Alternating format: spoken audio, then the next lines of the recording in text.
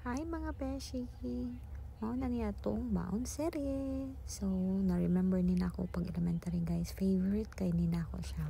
Tag 1 peso rin ni guys. Yung mao niya akong permi paliton guys. Lamit na dyan kayo ko. Aromatics added. Add na natin tanan aromatics guys. Di ba ito na sila mag-away, di ba? So, ginger, onion, and garlic. Lamit mag-na ay ginger guys. Kaya murag hanghang siya gamay ba. And then refreshing ang feeling, di ba? So na to atong manok ang atong kuan, atong meat for today. And gi kana na mga bite size na siya guys. So excited na mo kung unsa ni siya.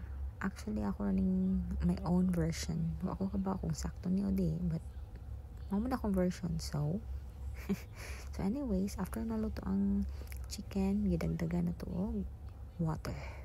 After gibuka lang chicken, atong gi-add ang kalabas. So, and then mekos-mekos mo lang. Daming mekos-mekos nito guys. Diha guys, after na naluto ang kalabasa, gidagdag na to ang main ingredient, which is the langka. Diba? So, langka man siya na dish guys. So, ginataang langka niya siya. Favorite siya din ako siya. But lang, pag palit naman ko ato pa elementary mo ragwa magituloy ko why meat, but anyways malamig kayo siya. So I miss the taste ng naluto ko. So here is it. So we'll see, dagdagan na natuog salt and pepper pa din na siya.